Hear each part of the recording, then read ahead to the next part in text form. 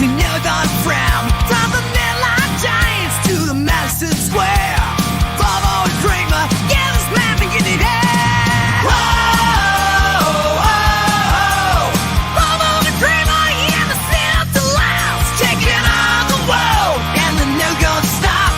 With that New York grit, they'll rise to the top. In the line. Yeah, the best in the house is where the legends play. Bobo and Cramer, leading the way. Breaking glasses high, shout it out loud. In the best in the house, we're rocking the town. In the best in the house, we're rocking the town. In the best in the house, we're rocking the town. In the best in the house, we're rocking the town. And that's right, everybody. Welcome back once again to another edition of the Best Seat in the House podcast. As always, I'm your host, Rob Kramer, joined by my co-host, the great Daniel Bobo Curlin. And boy, we have a lot to get into today. There's been so much going on in New York sports the last couple of days. The New York Giants making a completely franchise-altering move, bringing in a brand new head coach, John Harbaugh. The New York Mets have a $50 million a year offer on the table to Kyle Tucker. The New York Rangers are in a complete free fall and a joke. The New York Knicks are dealing with the Jalen Beunson injury. But Dan, before we get into all that, how you doing today, buddy? I'm doing good. I watched the end of that Knicks game after work, and it may have led to me cursing. Understandable. As a meeting post-work breakfast, watching from where I left off. It was somewhere around the third. I started falling asleep, but I put on where I left off, and unfortunately, other disaster. Brunson hurt. Hopefully not day to day. The salt to the wound after that terrible Rangers loss that I witnessed from my living room. Yeah, it was definitely a terrible loss, no doubt about it. The Rangers have had quite a few of those over the last week. But, Dan, I think it's more than appropriate that even though the hot stove is bubbling right now, as I'm looking through my timeline right now to see if anything is breaking before we really settle in here. But so the Mets are still, everything's bubbling beneath the surface with Kyle Tucker right now. We'll get into that in a little bit. But then the story that we got to start with today is obviously the New York Giants move they made. Before we get into that, though, shout out to Disabled Officer. Thank you for hanging out with us. As always, we appreciate it. And, we know that Disabled Officer is getting some, treatment these days for some stuff. So want to say best wishes to him. And glad everything's going well. Best wishes to you, and thank you for watching our show. And I hope we're helping you get through these tough times you're going through. Because I've been around people going through this, so I know I have an idea what it's going to be like, and I have faith that you're going to make it. You're going to make it through this. Appreciate that, buddy, and we always appreciate you, Disabled Officer. So thank you so much, as always, one of our biggest supporters out there. So but this is the news we got to get into, Dan, and that is that the New York Giants have hired former Baltimore Ravens head coach, a Super Bowl championship winning head coach, John Harbaugh, to come to the New York Giants. It's reportedly a 5-year, $100 million contract, meaning that John Harbaugh is going to be getting paid $20 million a year. No, he's not going to be playing quarterback. He's going to be coaching the team. And you know what, Dan? People can knock the contract if they want. But you know what? We have seen there's been no better front seat to how vital a coach is to the success of a football team than anybody that's been a fan of the New York Jets, in my case, or the New York Giants, in your case. And that's the wrong way. The New York Giants, in your case. So, Dan, you know how vital it is to have a great head coach. You now have one. And how are you feeling, buddy? I'm excited about this. This is about time the Giants bring in a head coach, a veteran head coach with the credibility of of a veteran head coach. This guy's won. He's helped make the Ravens very successful. Won a Super Bowl, and several years they nearly won it. So he's a this guy brings winning to where he goes, and I expect more of that. And I think I realized we were able to convince him to come here to coach the Giants by the upside this team already has an upside, and they just need the right leadership. And I feel like John Harbaugh is gonna bring that right leadership, and I feel like the Giants are gonna be in good hands the next couple of years, and I expect the Giants to rise from the ashes and become the contender we expect this team to be year in and year out. It's funny, Dan. You saying that the way you just said that, I don't know. Do you remember? There's this old Sega Genesis game called what was it called? Beast Wars, I think it was. Oh no, Altered Beast. That's what it was. And the beginning of the game would always start off with the guy that comes up and he says, "Rise from your grave." I feel like that's exactly what has happened to the New York Giants with the hiring of John Harbaugh. They are now rising from their grave. They have been in, it hasn't been as deep as the Jets' grave for the last 10 years, but they're right there at the bottom with the Jets in worst records over the last decade. This is the move that's going to make the New York Giants rise from their grave, Dan. John Harbaugh is a program builder. This is a guy that you want. This is the perfect type of coach to come in. He's a Hall of Fame level coach. Have what potentially everybody believes could be your franchise quarterback. You have a top tier running back and a lot of great pieces on defense too that the Giants just need to all kind of fit in the right spot and get a defensive coordinator that knows how to use these guys. And then the last thing for the Giants defense is improving that secondary. But, hey, John Harbaugh is going to have a number 5 overall pick at his disposal. They're going to have some money in free agency to spend out. So, Dan, the Giants are off and running right now, and they've got a great opportunity ahead of them. And John Harbaugh is the perfect leader for that. Yeah, exactly. And also, I do gotta say, yes, I'm very aware of that old Sega Genesis game. One of my favorites from that era. I'm probably gonna bust out my Sega Genesis and play this game after we're done filming today. I planted the seed in your head on that one. Yeah. And yeah, man. I mean, that's when you said that, it just clicked in my head too, because it really feels like that. The Giants have been in such a bad downturn for so long. They did make the playoffs in 16. They did make the playoffs in 22, but both those years proved to be outliers because they had good years that year. They didn't win a playoff game. Well, actually, no, in 22 they did. But, there really wasn't anything beyond that. The Giants did have that fun, run in 22 where they did win the playoff game. But aside from that, there wasn't any, sustainable success after that. In 23 and every year since, they came out and crapped the bed. And just like the same thing with Ben McAdoo, that first year went great. Everything went to crap after that. So I think that this is the perfect hire for the New York Giants, Dan. And the next big step for the Giants now, too, is going to be letting John Harbaugh build his staff.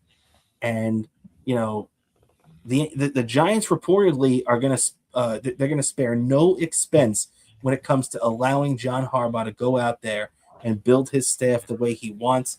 So, it's going to be really interesting to see who the Giants key in on. One of the names I've heard mentioned is Ole Miss's offensive coordinator, who was the OC when Jackson Dart was still going there. So it'll be interesting to see if he gets the job or what way Harbaugh is going to be leaning. Maybe he goes with one of these offensive-minded head coaches that just got fired. Like, you wonder if Mike McDaniel is going to be interested in that, the former Dolphins head coach, or something along those lines. Is there a guy that you have your eye on, Dan, in particular? I feel like Mike McDaniel might be a good choice to go to offensive coordinator, and I kind of see the argument of bringing in that guy from the offensive coordinator from Old Miss. Also, I could see that being a thing that could work well, especially the fact that he's worked with that the guy's worked with the Jackson Dart before, so there's a lot of familiarity there. So that there's just endless possibilities with this. Yeah, it's true. It's definitely true. The Giants have a lot of different ways they could go, and that's right, PhD. It's definitely huge for the Giants, no doubt about that. And hey, when you look at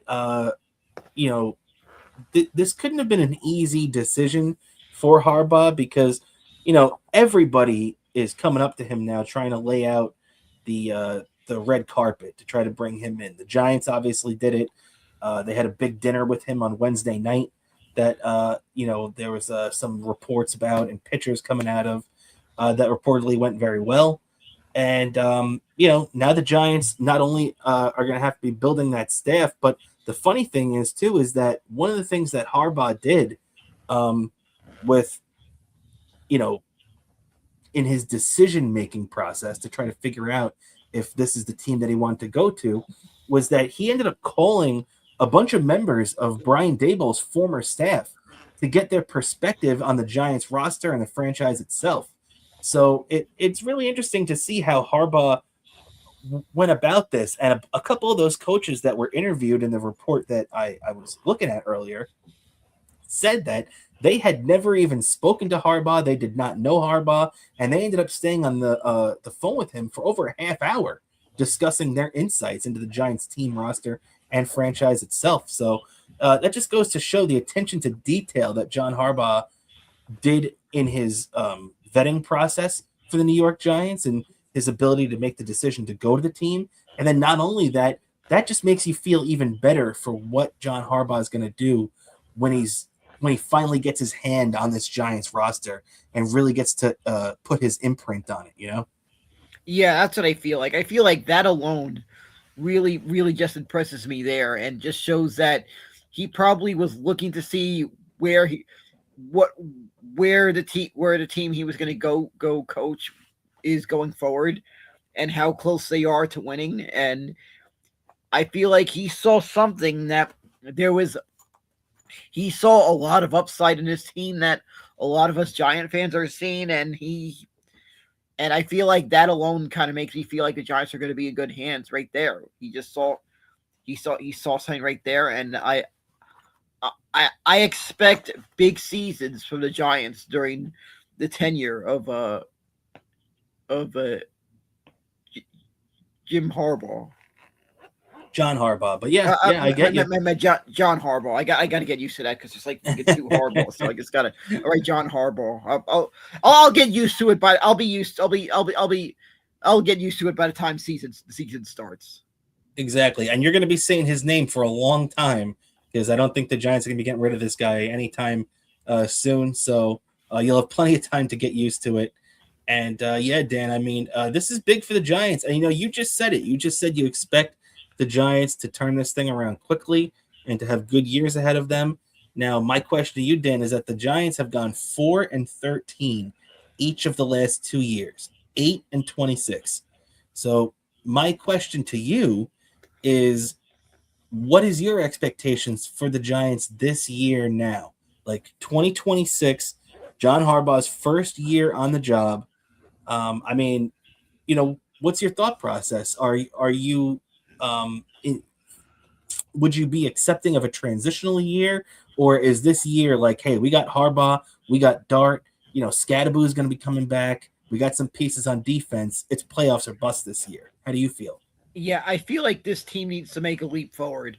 I feel they need to put in at least 10 wins to show the progress they made, probably even make the playoffs. I feel like that's what they need to do to make the right progress going forward. 10 wins and possibly a playoff appearance, but at least 10 wins I feel like they need to do to show that they're going forward. Yeah, I can't blame you on that. And Dan, I think it's also fair to say now that even though you're in the same division as Nick Sirianni, who you have to give a lot of credit to, because obviously he's a Super Bowl winning head coach. He's been to a couple of them already. He did win one. The thing, Dan, that you really have to focus on is the fact that the Giants probably have the best coach in their division now, and that goes a long way. Like Brian Schottenheimer in Dallas, I still don't think much of him.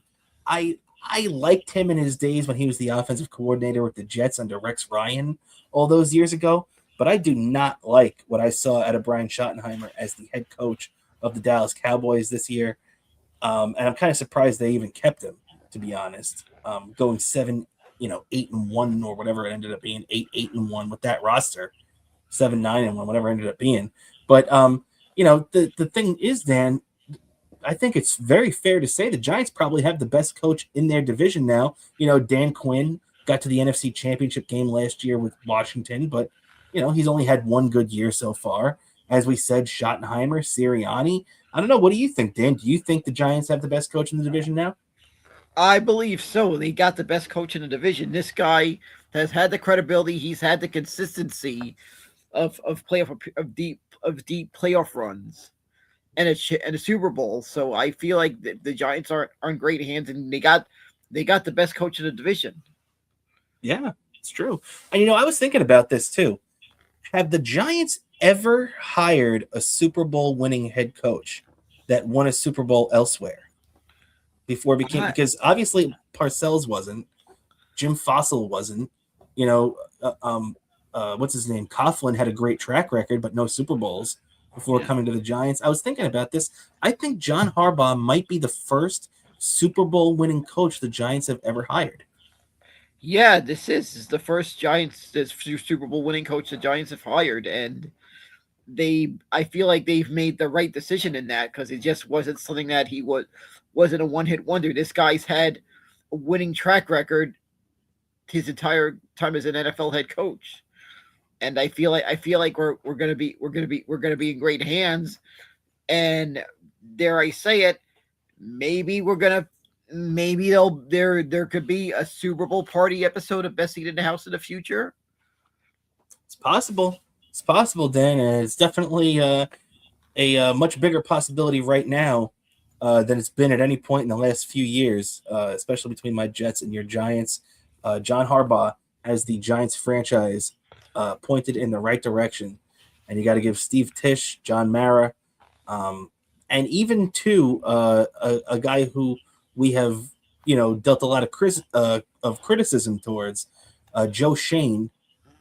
Because you have to also factor in that even though Joe Shane's influence probably is being decreased a lot by the hiring of John Harbaugh, because John Harbaugh probably has all final roster decisions for the most part. Joe Shane was part of the package, and John Harbaugh could have said, no, you got to get rid of that guy if you want me to come in.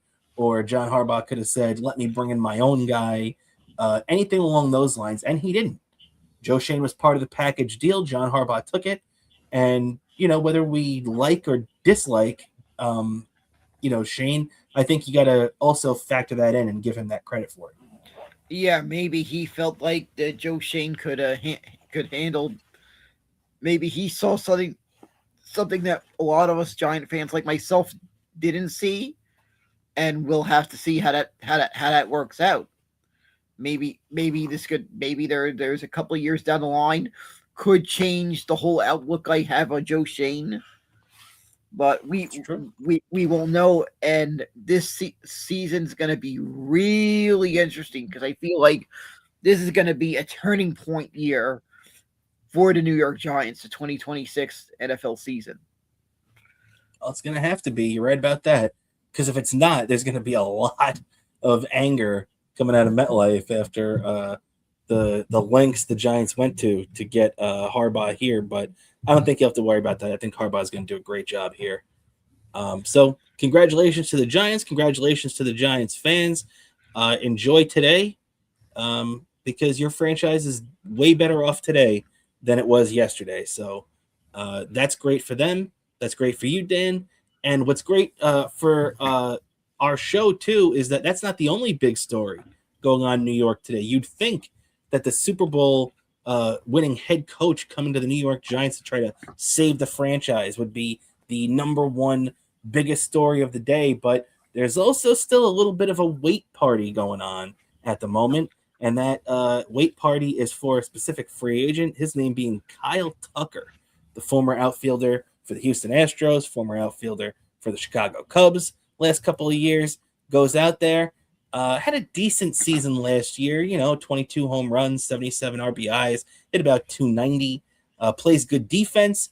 Never would have thought that he'd be getting a $50 million a year offer, but that's exactly what the Mets have offered him right now. And I'll say this, it's a gross overpay because Kyle Tucker in no world is a $50 million a year ball player. But I'll tell you this is the way I'm looking at it right now. I'm not happy with this offseason. This offseason is an F-, and me and you have made that clear for this whole time. The way that they got rid of Nimmo and McNeil, they let Diaz and Alonso walk. Absolute disgrace how this season has been this offseason has been conducted so far by our president of baseball operations. However, despite the fact that I'm not happy, and despite the fact that this is a gross overpay, this is a move that, as a Mets fan, if the Mets are able to pull this off, you have to be happy, and not only happy, but thrilled about this. Because guess what? Steve Cohen's paying him $50 million a year, not us. Now, I know it's going to fall back. You could say, it's going to ticket prices, parking, this and that.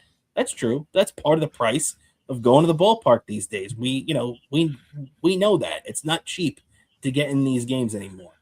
However, I think that it's worth it. I think Kyle Tucker, if you could get him on this short-term deal, I will say I will be annoyed if there's an opt-out after year one.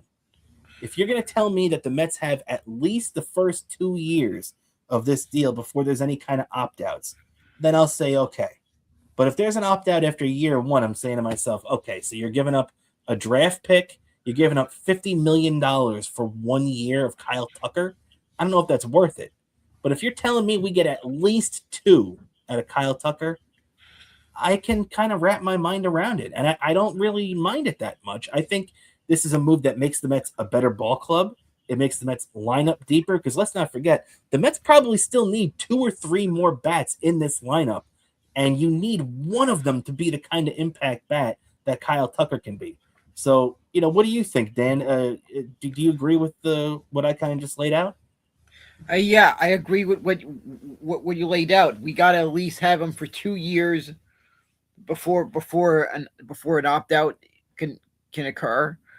Otherwise, it'll be questioned if it'll be worth it. Because I feel like you're gonna need at least 2 years to hopefully this thing to pan out well. I feel like, especially with the way what I feel like David Stearns is doing a damage control move. I feel like this is what's happened because I feel like this is a damage control move because I kind of beg the question of what else he would have done had we didn't let Diaz and Alonso go.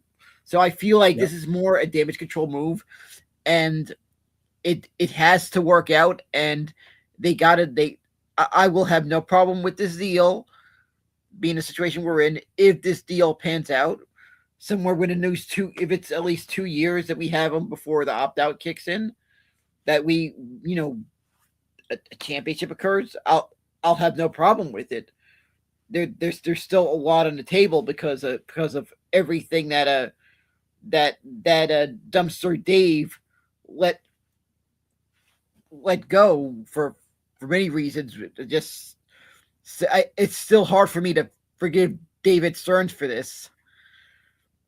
Yeah, that's true, and I think part of me feels like even if we win a championship, I'm going to kind of look back on this like that. This is something like because I know I have a weird feeling Pete Alonso is still going to be probably going to be still putting up great numbers, probably a lot better than what this idiot GM valued him at. So that, but maybe I can be tiny bit less angry at Big Nose David Stearns if if we get that result we want, and there is pictures of the both of us at the Canyon of Heroes.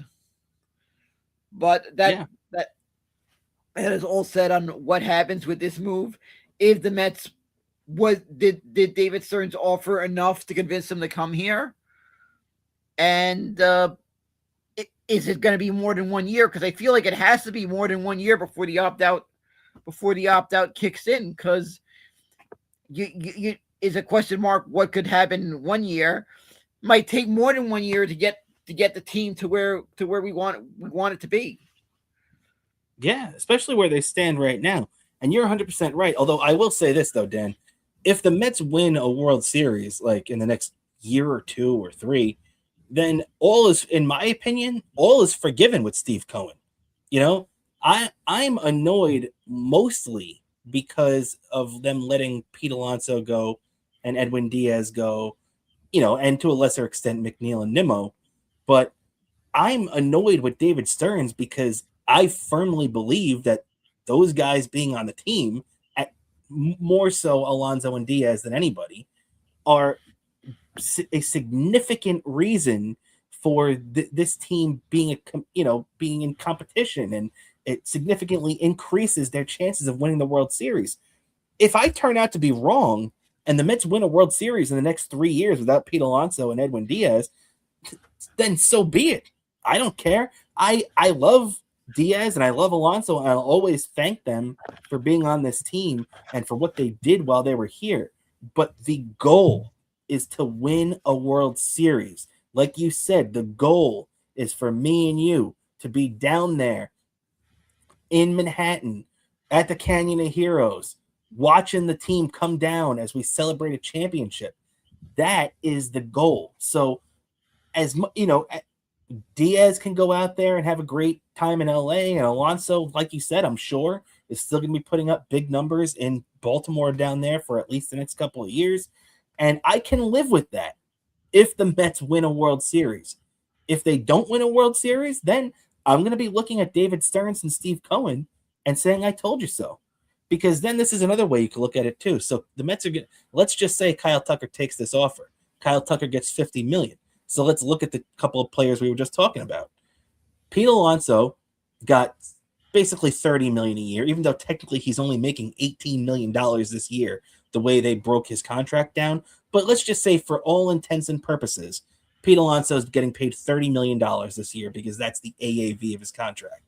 Alonso 30 plus the 23 that Edwin Diaz is getting from the Dodgers this year.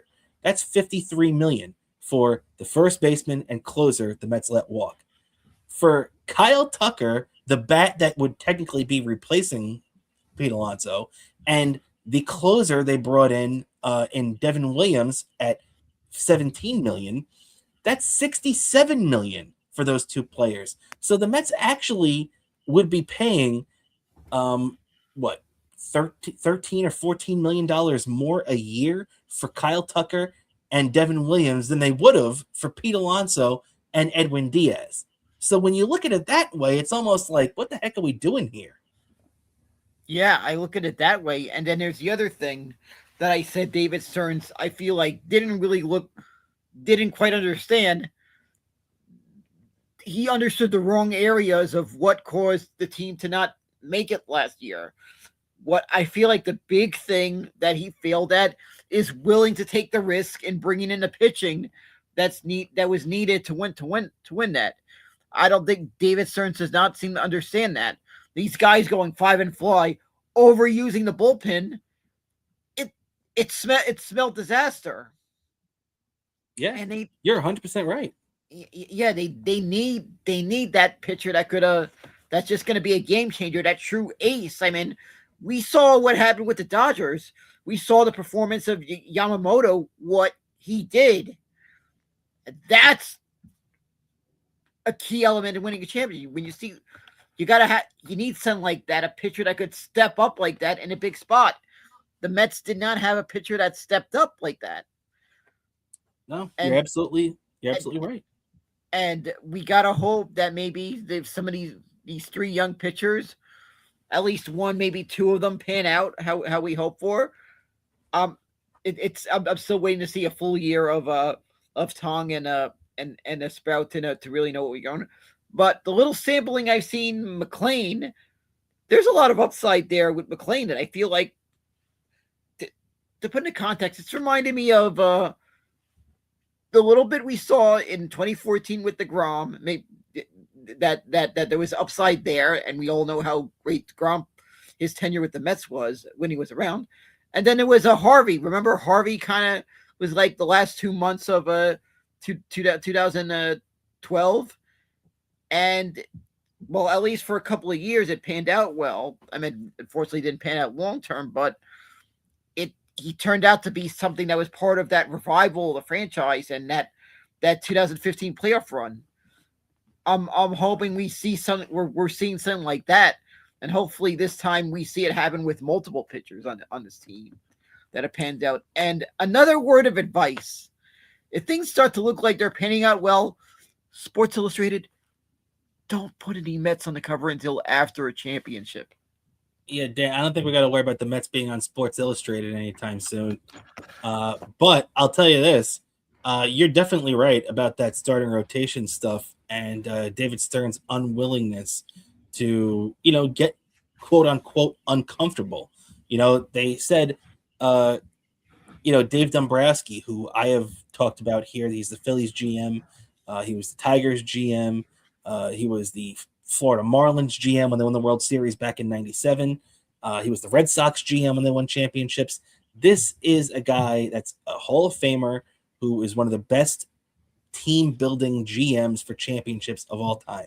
And he says, if you are unwilling to get uncomfortable with a free agent, you're going to finish third for that free agent every single time. And that's what happens with David Stearns. He tries to, play these games, and he's in, he's out, he's tiptoeing around, and then he ends up losing the guy. That's what we've seen time and time again over the last couple of years outside of the Juan Soto negotiations, because Steve Cohen grabbed the reins of that. That's what we all know. Now, we've heard the Mets, what I've heard, what was reported at the end of December, might have been the first week of January, the Mets were targeting Ranger Suarez and Framber Valdez as their two big targets for bringing in a free agent pitcher. Because let's not forget, all this talk about the rotation, the Mets haven't even addressed their rotation yet, Dan. And you're 100% right. That was their biggest flaw last year. Even though the offense came and went at times and, they were frustrating, the starting pitching is the thing that really bombed the Mets out last year, which is why they had to bring up 3 rookies in the last 6 weeks to try to bail their asses out. Didn't work out. Well, the Mets finished second or possibly third again in another free agent race again, because in the last 24, 48 hours, we found out that one of those targets, Ranger Suarez, has signed a 5-year, $130 million contract with the Boston Red Sox. So he leaves the Phillies. So that is good, because this is a guy that usually pitches pretty well against the Mets in Ranger Suarez. But, I guess if you're a Suarez fan, it's unfortunate the Mets won't have him. It's good he's out of the division, but it's another free agent that David Stearns did not go the extra mile for and let slip through his fingers. Yeah, exactly. This is another failure of David Stearns. There may have been a couple of me cursing at David Stearns again. I don't know how many times I've cursed at this guy so many times, but I did yet again. And you said there that you have a better shot at winning if you got that willingness to to jump into the burning building, not playing it safe. No, you're 100% right. You're definitely 100% right about that. And, you can't play it safe. Now, to be honest, I am not heartbroken that they didn't go the extra mile for Ranger Suarez. If the Mets actually believed that he was the guy they should go after and sign, then David Stearns, once again, he's at fault for not going the extra mile. However, I don't believe Ranger Suarez was the best option for the Mets there. In fact, me and you talked about it last week. Me and you thought the guy the Mets would be better off with because he's more reliable. Now, nobody's saying Ranger Suarez isn't a good pitcher because he is, but he's one of those guys. We talk about five and fly. Ranger Suarez doesn't. He's only started 29 games in his career once, and that was last year. He threw a career high 157 innings last year, so he still hasn't even broken 160 innings at the major league level. And by the way, the guy that all Met fans, couldn't stand last year, Clay Holmes, because he couldn't go deep into games. Clay Holmes threw 165 innings last year. Clay Holmes actually threw 6 more innings than this guy last season. So, I think we have to take that into consideration too, that you don't want to pay a guy to be five and fly at this type of money. I don't know. So basically the bottom line is, for me, I'm glad the Mets didn't sign him with this, but however, you better go out there, and what I want out of the next couple of days from the Mets is I want Framber Valdez and I want Kyle Tucker. Make it happen, Steve Cohen. Make it happen. Because then, and we'll talk about it in a second, what our grades are and what they could be if they make these moves. But Dan, if the Mets go out and do that for us, then we're going to be feeling pretty damn good about this offseason, as annoyed as we still might be about Alonso and Diaz not being here. Yeah, I feel like I could at least feel like I could give the season a great, maybe a C plus, if those moves are made. Then maybe I could have something to be maybe excited about, because I feel like it's still going to be a season that's going to, I think the fans are going to have to be built trust in the team and the trust in the ownership, and it might be something that's going to progress as the season goes on. What they're going to, if those moves are made. So yeah. it's going to be, it's still a lot up in the air, and I can only hope, for God's sakes, that David Stern does the right thing. Yeah, it's true. And I'll tell you this, Dan. So right now, I think we're both agreed that as the offseason stands right now, it's a solid F, right? Yeah, it's a solid F. I pretty much described David Stearns as disappointment in human form. The Yes, face of disappointment. The face of disappointment. You nailed him that, and you are correct, my friend. So far, you're correct. So, me and you are both on the same page. Right now, it's an F. Now, let's take this step by step. First, what would your grade go up to if the Mets only signed Kyle Tucker? My grade might go to a C minus. It's exactly what I was thinking too. Exactly what I was thinking. It goes from an F to a C minus with the addition of Kyle Tucker. Okay, so we're both on that same page. Now let's say they add Kyle Tucker and Framber Valdez. That could be easily a C plus if he makes those moves. I agree. A C plus, maybe even if you want to be a little bit more optimistic, maybe even teetering on a B minus. But I agree with you. Probably still a C plus. Now, let's throw in a couple other things, because what I would really love to see, and I've heard this mentioned a little bit. I don't know if there's much merit to it. I don't know if the Houston Astros are shopping him, but I've heard that there would be like semi-interest in a deal from the Houston Astros giving Christian Walker, who they signed as their first baseman last year, the big right-handed first baseman who used to be with Arizona. He's now with the Houston Astros, and from what I heard, it's a possibility. I've heard Senga possibly being one of the guys getting dealt, maybe somebody else from the rotation, but Christian Walker being brought in to play first base, and that's what I would do too. I would bring in a guy, because look, if their plan is to play Polanco at first base, I hate it. I absolutely hate it. You got rid of Pete Alonso because you said you wanted to improve the defense, and then you're going to stick a guy there that's played one career game at first base and expect it to improve? No. Bring in Christian Walker, who's actually won a Gold Glove as a defenseman in the past.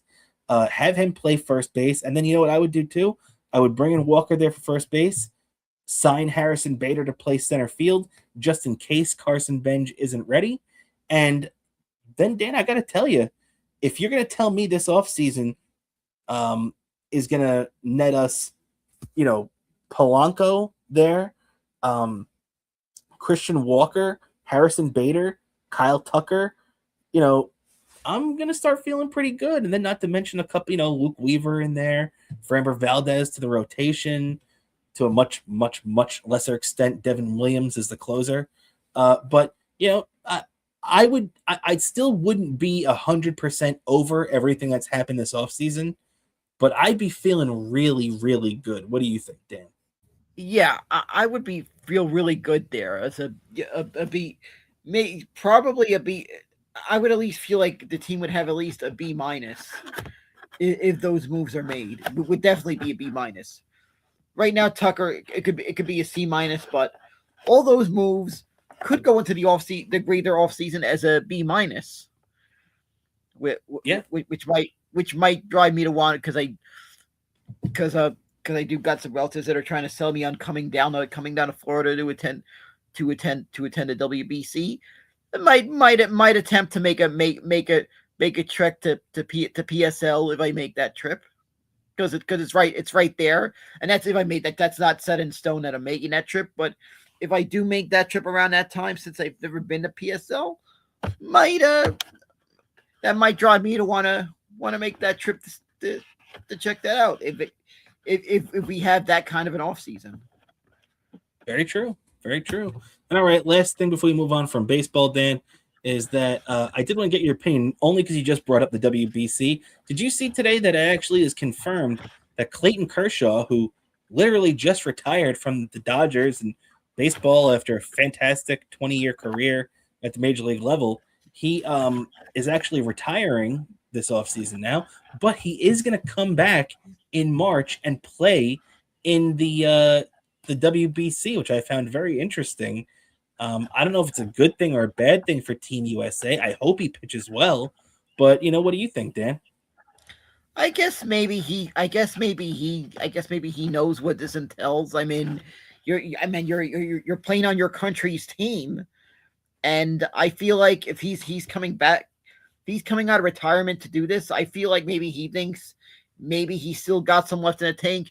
Maybe not a lot to go through the entire rigor of going through an entire year, but he feels like he's got enough in the tank to give this one last to go out to hopefully go out on a high note on this maybe potentially to give a nice send off playing for his country's team in the WBC. I'm all for it. I've seen this, see where it goes. If it's not like, if he's not like a big thing that's carrying a lot of weight on the team, but probably could turn out well. And we're gonna see how this goes. I have no problem with it. It's not a high level thing. It's not like he's starting games or anything. He probably, I would trust that he feels he's not going to embarrass himself doing this. Yeah, well, that's very true. Very true. All right, Dan. So we'll have to keep our eye out for everything going on. With that, it'll be real interesting to see. We still got our eye on the Kyle Tucker watch, so we'll see if any news breaks before we get out of here tonight. But all right, Dan. Let's get to some non-baseball stuff, and that'll be we'll kick it into gear with the Knicks, who are on a little bit of a West Coast swing right now. Really only a couple of games last night in Sacramento, tonight in Golden State. And the Knicks, unfortunately, did not start this West Coast swing off well, as they ended up losing 112-101 to Sacramento last night. And unfortunately, also in that process, lost Jalen Beunson to an ankle injury. He was only in for 4 minutes last night before this injury happened. He scored 4 points, not surprisingly, as Brunson usually comes out strong, and then he goes out, and he's actually going to also be out tonight too. He's already been listed as out against Golden State, but not a good game last night for the Knicks, and then even worse, losing Jalen Beunson in a game where the Knicks missed 33 three-pointers. Yeah, this game just looked like I feel like the most atrocious game I saw this year. I can't believe that there would be people that stayed up to watch this disaster, and just I Yeah. was still up when I was up for part of it. I had to watch part of it the next day because I had it on my DVR. Believe me, if it was the playoffs, I would have been up. But it was regular season games, so I had the DVR in case I was getting tired. I had the DVR set to record to watch the rest of it. Resume from where I left off after I got back home from work around 9 a.m.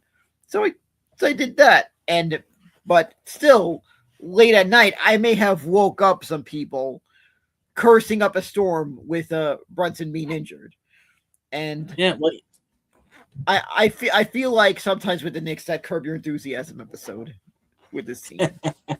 yeah. I hear you. I hear you. But I will say this though too. I don't blame you for going to sleep early last night because too, there was no point in this game where the Knicks were really any closer than being down 15 to 20 points. That's how bad this game was ever since Jalen Beunson left. So, yeah, I don't blame you. And you didn't miss much, obviously, as the Knicks ended up crapping out there.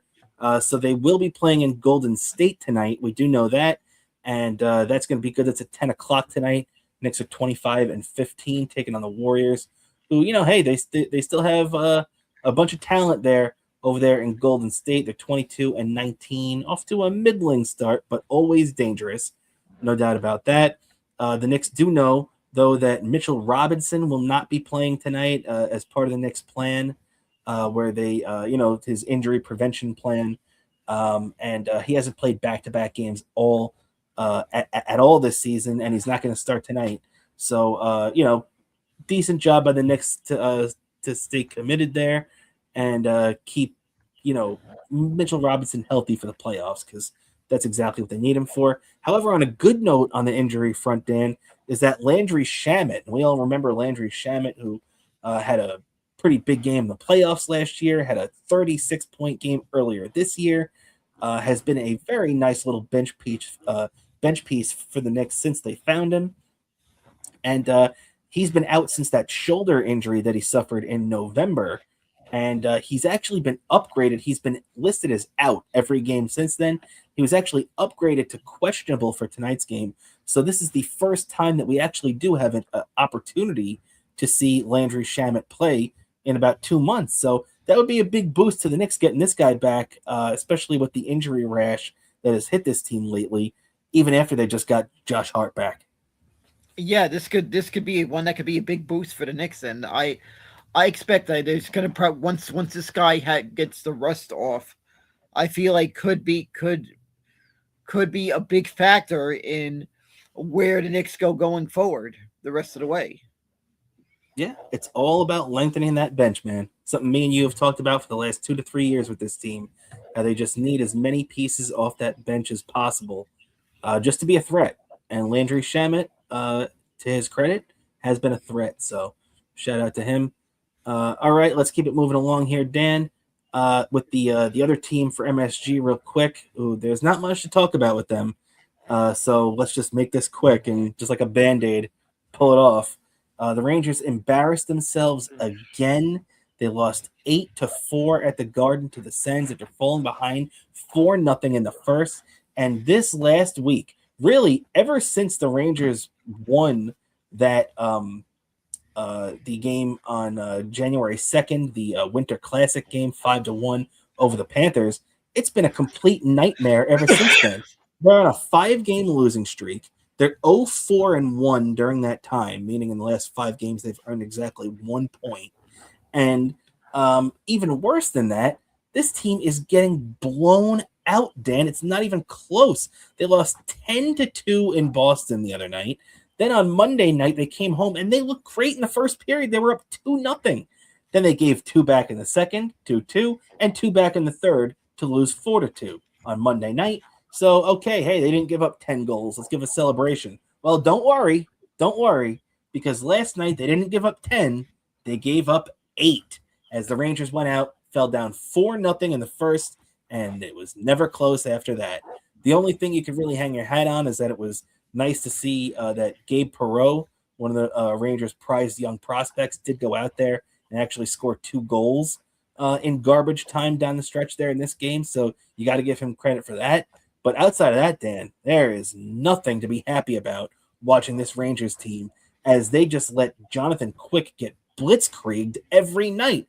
And I don't want to sit here and blame Jonathan Quick because let's be honest, early in the year, Jonathan Quick was playing great.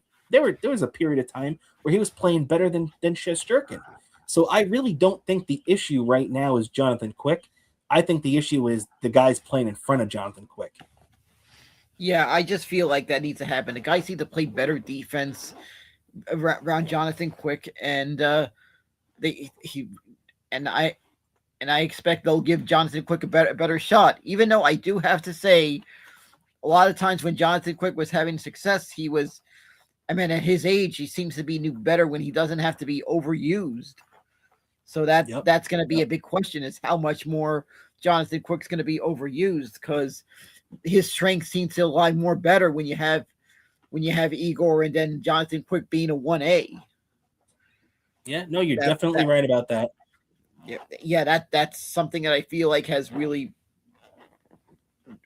hurt us. There is, I'm starting to see it that maybe Jonathan Quick is being overused at this point. I mean, you have to depend on a goalie that's at this point of his career that seems to be more fresher as a backup. Now he has to carry the weight until Igor comes back, and that might be showing too. But at the same time, this team needs to play better defense, and they need to be able to score some goals when it counts and not garbage time. And I'm getting a little nervous about, even during the offseason, if I'm hoping Chris Drury doesn't screw this up, especially gets impatient with a John Sullivan and put this team down an even deeper hole, because I feel that's a thing that needs to happen, and I think they might need to do a soft rebuild to set themselves up for next year. I don't even know. First off, they might have to do a full-on rebuild, but at this point, if you look at the Rangers' contracts and everything, I don't know what they're going to do. Chris Drury has put this team in one of the worst situations I've ever seen. This is early 2000s Glenn Slater type Rangers nonsense. And Glenn Slater figured it out. You got to give him credit. Slater, Sather. Right? How do you say his name again? Why can't I think of his name? Glenn Sather. Yeah, Sather. Okay. Glenn Sather. Yeah, as I remember hearing it. Glenn Sather really hit his stride with the Rangers by the time Lundqvist came. But he was, the GM and president of the Rangers from 2000 to 2005 before the Rangers had Lundqvist. And that was a bad, bad time. I don't know if Chris Drury is going to get that kind of time. He might, but I don't know. I know that the Rangers owner, Jim Dolan, gave him the vote of confidence the other day, but this has gotten so bad, I don't know how you can defend it. Look at this note, Dan. The Rangers have allowed 22 goals in 3-game span for the first time since 1985. 40 years. I wasn't even born the last time the Rangers allowed 22 goals in a 3-game span. That's how crazy, that's how long ago this is. And goes all the way back to when I was 3 years old. Yeah. This happened. That is like, what the fuck? That is not something I want to see happen. You say things like you remember, like, like when I say, like, oh, the thing you wish to be brought from the 80s, Mets winning and all this stuff, or that. This is not something you want to see brought back from the 80s. Is a disaster like that. That's true. This is not like the Stranger Things where you want to go back to 1985 and bring in a stretch where the Rangers allowed 22 goals in 3 games. No. Although the Rangers, oddly enough, did make the playoffs that year. That year, actually, the Rangers went 26, 44, and 10 and made the playoffs because of the way the NHL did the the playoffs that year, and they faced the Philadelphia Flyers that year in the first round. The Flyers had 113 points. The Rangers had 62. There was a 51 or 53, whatever it is, point differential between both these teams in the playoffs. It's the biggest disparity in the history of the postseason for the NHL. So that's a note from the 1985 Rangers for you, and they lost in 3. Yeah. So that's like wild to realize that, but still, this is just an all-time low. I do not want to see his team go record lows, and this is a disaster, and it's not going to be right being clean shaven in the springtime. Yeah, that's true, and it looks like we're heading right there as this team continues. Unfortunately, the Rangers, Dan, now, believe it or not, the Rangers are the worst team in the Eastern Conference. That's how bad things have gotten for this team right now. 2 years ago, and that's the thing that really blows my mind. May of 2024, the New York Rangers were one of the model franchises in the NHL, the President's Trophy winners. They were in the Eastern Conference Final, and, everything was looking up. Now, not even 2 years later, about a year and a half later, the Rangers are an absolute joke, the laughingstock of the NHL, and it's all on Chris Drury, in my opinion. It's all on Chris Drury. And now this season, with the worst team in the Eastern Conference, that being the New York Rangers, take on the Philadelphia Flyers tomorrow at the Garden. In Philadelphia. And it's not tomorrow. I don't know why I think today's Friday, but on Saturday at 1 p.m., the Rangers take on the Flyers. Yeah. This is what I should be looking like in the springtime. Almost a good example. This, I believe you were looking for. Yeah. I was looking for a photo. This is a photo I took. This is the second round playoff beard. For those who don't understand the context of this, before each round of the playoffs, as you know, I don't shave. When the Rangers are in the playoffs, I don't shave. Before each round of the playoffs, I post a picture of what I look like going into that each round of the playoffs, what my playoff beard looks like, how thick it's gotten going into that round. That's an example of what I should be seeing, what you should be seeing. Me updating, hopefully multiple updates of what I look like going into that playoff round, what my playoff beard looks like. Not being clean shaven in the springtime. I should be having trouble. I should be having to use multiple napkins to wipe my face after I eat. It's very true, my friend. Very true. So let's see. Okay, yeah. So unfortunately, we're not going to have those playoff beards this year, but hey, let's just hope that at some point Chris Drury could figure it out, because he's not going anywhere. But all right, Dan, that's going to do it for us on this. Let's wrap things up with the football. We'll do this real quick before we get out of here. We covered most of the NFL playoff weekend on our Patreon, patreon.com/Best Seat in the House podcast. So if you want to wait a minute, I forgot to remind you about one disaster. Remember that text I sent you yesterday? Remember I said don't shoot the messenger? Wait, with what? I sent you the text of the guy you hope was going to be your quarterback savior. Oh, yeah, well, that's what we were going to be getting into that. That's true with the NFL. We were going to be getting into that for a second, but to be honest, it's really not that worth to go that deep into it. But yes, you know what, Dan, actually, because you brought it up, let's just get into it right now. Oregon quarterback Dante Moore has decided to return to his college team, the Oregon Ducks. So the Knicks, the Jets, are screwed out of the player they thought they were going to be getting. Dante Moore, has decided to Oregon to return to Oregon. But yeah, that does screw the Knicks over because they, I don't know why I'm saying the Knicks. That screws the Jets over. The Knicks aren't looking for a quarterback, believe it or not.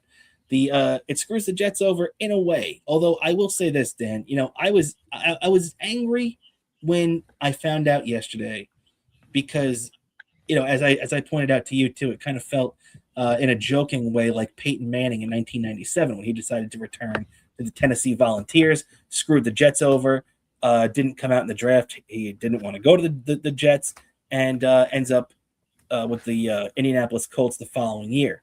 The thing about Dante Moore, though, it's a different story than Peyton Manning. Even though I was annoyed yesterday, Peyton Manning was ready for the NFL at that point. Dante Moore is not. I like Dante Moore a lot. Dante Moore only has had 1 year as a starting quarterback. He's only got 18 starts under his belt. He's only 20 years old. And look, if we go through the list of all these quarterbacks that have 20 starts or less at the collegiate level and then end up getting drafted to the NFL, the track record, especially over the last few years, is not good. The last guy that even succeeded in that was Cam Newton. And think about how long ago Cam Newton was drafted. I think Cam Newton was drafted in 2012. So he's really the last guy that you can point to that really had no track record in college that came out and succeeded immediately. The other thing, too, aside from that, is that even though I do think Dante Moore has the ability to be a good quarterback, I'm not saying he doesn't. I'm not saying I wouldn't want Dante Moore, too. If it came down to it and Dante Moore went out, despite the fact that I think he might be a little bit inexperienced, the Jets would be in a situation where you'd have to take him, regardless one way or the other. But the thing is, I would not trust Aaron Glenn and the Jets coaching staff to get the best out of Dante Moore. Dante Moore would be completely screwed if he got taken by the Jets because of the coaching staff that Woody Johnson has in place. They are ill-prepared to handle Dante Moore the way he needs to be handled. And as much as I would have liked to have that kind of talent on this team, I don't think it would have made sense for the player because it would have been detrimental to his growth as a football player and a quarterback. And it would have been detrimental to the Jets because even if the Jets, let's say the Jets went out and signed a veteran quarterback to even start above Dante Moore. If the Jets started off 1-4 or 1-5 next year, Aaron Glenn knows his ass is on the line. It'll be like Brian Daboll. When Brian Daboll this year realized his job was in trouble, he did the, pull string in case of emergency move and put Jackson Dart in. The Jets can't do that. Jackson Dart was ready. The thing is, Dante Moore probably wouldn't be, and the Jets wouldn't have the infrastructure to get the best out of him. So that's my reasoning. As much as I like Dante Moore, and I would have taken Dante Moore, I would have taken the chance and the gamble on that.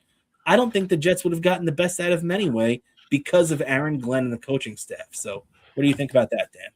Yeah, that makes sense. Probably will work out for the better. Probably the Jets are probably going to draft a quarterback, even though it's not the guy, because they didn't tank as much as they probably would have needed to get to win Tankathon. And unfortunately, the situation, remember how I kept saying all year that it would work out well, the situation, the Giants, they would still be able to get their guy and still trade their draft pick to you guys. We didn't tank enough, so that affected us. And so with that, the person in the team in front of the Jets is going to get their quarterback. But number 3, you might have to settle for the second best. And that second best, that's not Dante Moore, might be able to be a better position to go into a situation for you guys. Go into a situation with you guys that they might be might be a quarterback that they might be more better prepared to develop. Yeah, and I'll tell you this though, this does change the draft a lot because I don't think the Jets are going to be taking a quarterback at number 2 anymore. That's not going to happen. So the Jets are probably going to be picking somebody else, and then maybe at 16 they'll take a guy like Ty Simpson. Maybe later, they still they could also take any of these guys that we see. A guy who I would love to see too is the Jets take the Vanderbilt quarterback Diego Pavia. That'd be really interesting. But either way, Dante Moore will not be a Jet this year. But don't worry, Dante. If the Jets don't get their quarterback this year and you come out of the draft next year, the Jets have 3 first-round picks, baby. So he might be a Jet next year anyway. So do with that what you will. Anyway, Dan, let's keep it rolling along here. Last thing before we get out of here, let's get into our picks. If you want to see us break the other playoff games down, subscribe to our Patreon, patreon.com/best seat in the house podcast. But before we do our picks, Dan, let's talk about a couple of the games that we weren't able to when we filmed our show because they weren't done or hadn't happened yet. So real quick, what'd you think about the Patriots dominating the Chargers 16-3 in that game? That one, I feel like I can't see the Patriots having a deep playoff run, but I just knew going into that game the Chargers looked a little bit overmatched. So that one probably was going to, I feel like there was nothing unpredictable about that game. Well, you're right about that from one standard because you did pick the Patriots in this game. I, on the other hand, picked the Chargers. So I got screwed on that one. The Chargers didn't even show up. Justin Herbert is making a habit of getting knocked out of the playoffs in the first round. So that didn't work out for them. Patriots, didn't dominate offensively, but their defense sure did. So you got to give them credit for that. And then finally, Dan, it could be the final game of Aaron Rodgers' career. Texans crush Aaron Rodgers and the Steelers 30-6. Mike Tomlin ends up resigning as the Steelers head coach the following day. So there's going to be a lot of change in Pittsburgh next year. Most likely a new quarterback, as Rodgers probably is going to leave, as Mike Tomlin was a big reason he went there in the first place. And obviously Steelers going to have a new head coach for the first time in 19 years as well. So what do you think about this one, Dan? Yeah, this game kind of, I feel like this game could have gone either way because, Aaron Rodgers, he had the capability of coming up big in these big games.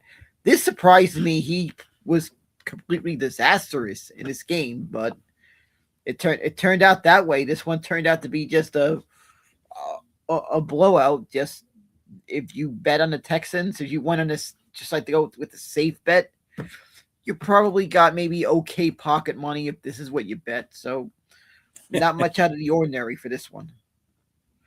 Yeah, and that Texans defense is nasty. It's really good. So I would definitely agree with you on that.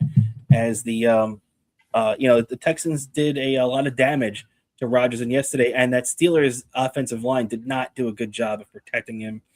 Not to take any of the blame off Rodgers because he obviously didn't play a good game as well, but definitely got to say the Steelers offensive line didn't protect him, and offensively they couldn't get much going in that game at all. So I hope that's not the end of Rodgers, but unfortunately it probably is at the age of 42. And but I just got to say, to all the people that said Aaron Rodgers was washed and Aaron Rodgers was a joke, he won his division and he made the playoffs. They didn't go on a long playoff run, but you can't take those two things away from him at the age of 42. Yeah, exactly. He showed that maybe there was still left in the tank, and maybe your Jets, your GM and stuff, they overlooked it. Yes, they did. Yes, they did, and a lot of the fan base did too. A lot of the fans turned on Aaron Rodgers too, and as a Jets fan, I'm not going to forget that. But all right, Dan, before we get out of here, let's do our picks as we got our picks ready to rock right now. And Dan, it was a really fun wild card weekend, but this divisional weekend should be even better. Let's get into it. All right. So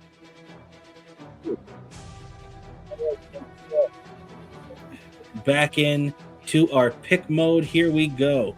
All right. We'll kick things off with the first game this weekend, and that's going to be Saturday's 4:30 matchup between the Buffalo Bills and the Denver Broncos. That's going to be out in Denver. The Broncos are the 1 seed. They were the AFC team that had the bye week the first week in the playoffs, and they are a 1.5 favorite at home, -1.5. Denver 14-3. Buffalo riding high off a really great win in Jacksonville last week. Dan, who do you like in this one? I just have a feeling the Buffalo Bills are going to win this one 27-23. It's my gut feeling. I just feel like the Josh Allen and the Bills, they're just going to, they seem to have this extra motivation this year that they're going to come up big in a big spot. I feel like there's going to be the fourth quarter of this game is going to be the big moment of this game. It's going to be all in the fourth quarter. I think you're definitely right about that, Dan. And I am with you. I'm going with the Bills in this one too. As a Jets fan, I would love to see the Bills choke. All right. I would love to see the Bills choke, and I'd love to see them get knocked out. But I'm with you too. I think there's just something about this Bills team that they're just going to keep going. And I think them not winning the division is a little bit of extra motivation that's going to help them out too. So, yeah, I'm going with you too. Bills plus 1.5 out in Denver. All right, Dan. Now, let's move it to the Saturday night game. That's going to be the 49ers at the Seahawks. The 49ers are coming off a nice win last week, knocking off the defending Super Bowl champion Philadelphia Eagles. The Seahawks are the number 1 seed in the NFC. And obviously Sam Darnold, former Jets quarterback, making his second career playoff start now. Saturday night game out in Seattle. Dan, who do you like in this one? I feel this one, the Niners got this one for 23-17, I feel like. 23-17, okay, I'm with you. Wait, so who did you pick again? I picked the Niners to get this one 23-17. The Niners. Okay, 23-17. So you don't have. So do you not have the 49ers covering that? So technically, are you taking the Seattle Seahawks plus 7? Oh, I'm sorry. Are you taking the San Francisco 49ers plus 7? Yeah, exactly. I just feel there's going to be a lot of offense late in the quarter.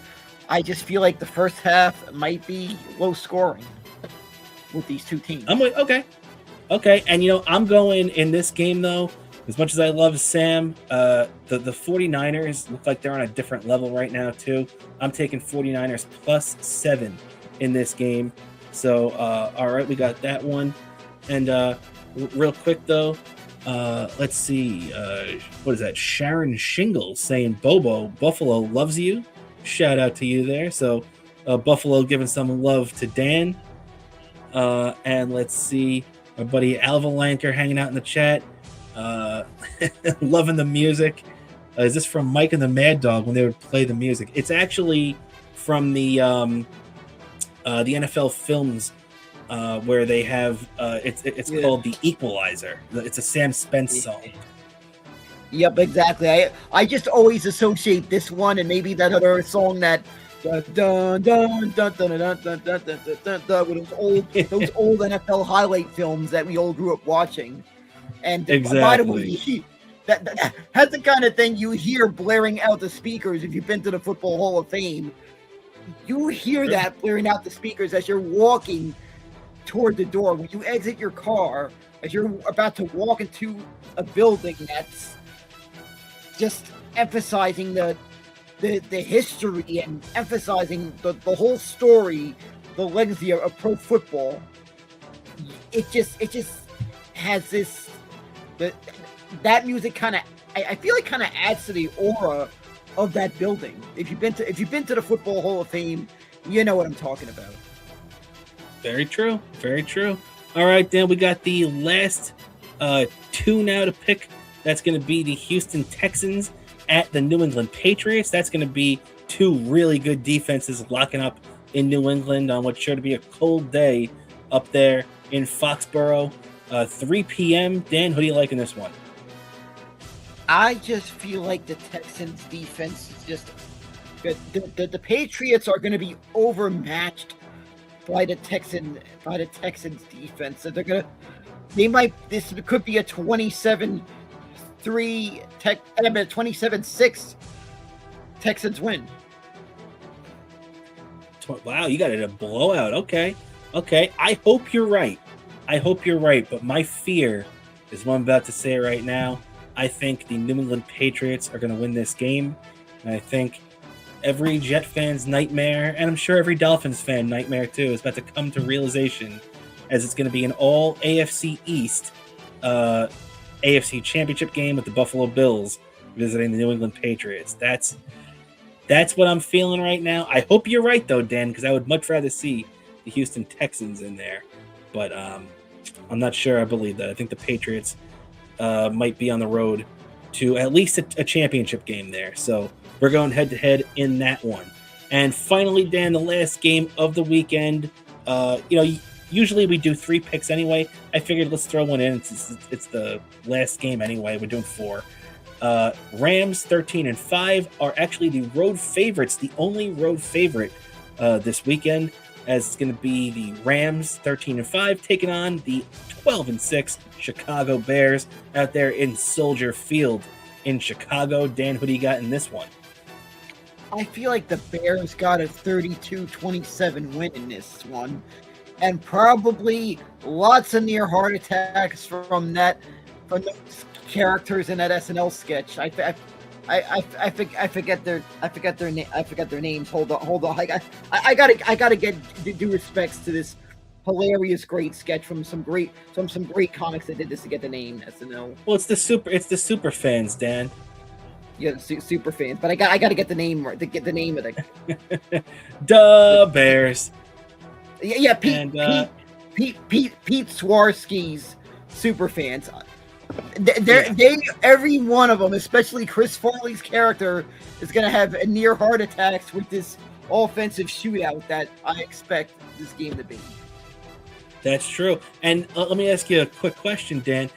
The funny thing is about that Pete Swarsky never actually appeared on that show because the guy from Cheers, George Wendt, that played the main guy that ran that show.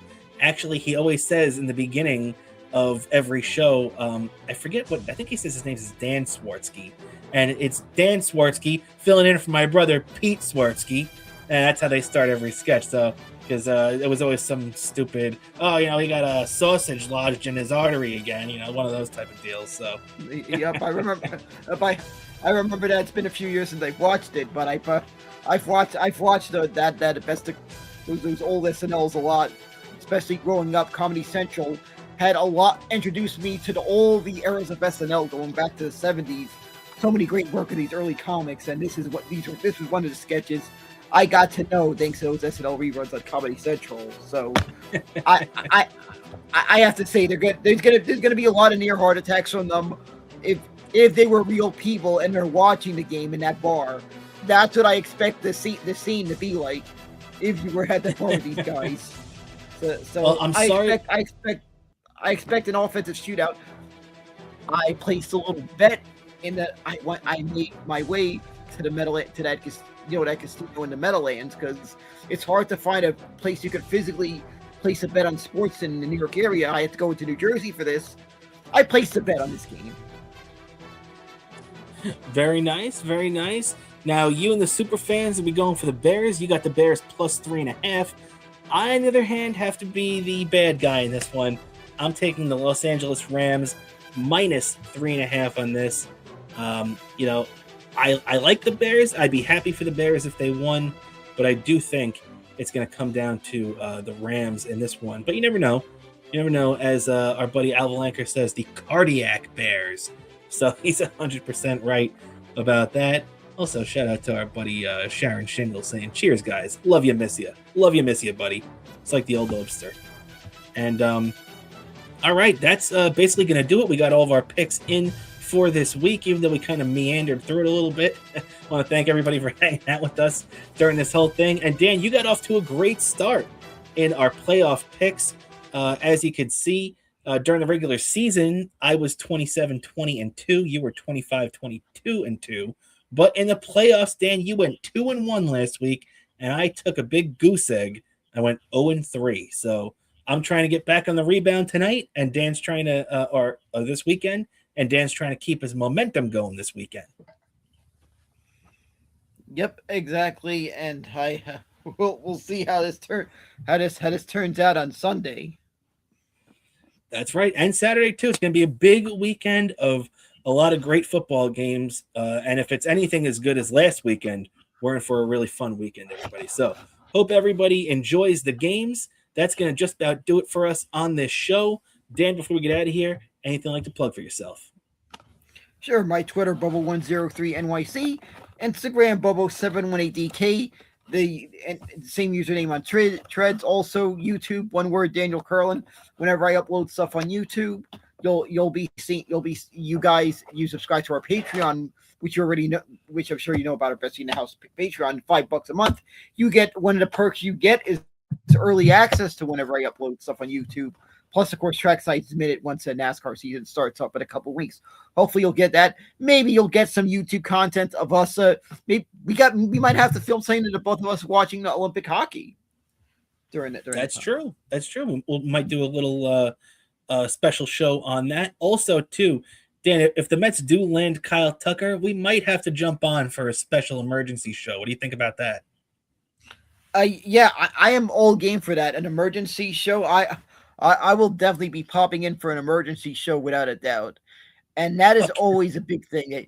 If there's a positive thing that does us to be an emergency podcast, it's good news, and news worth celebrating. You got that right, buddy.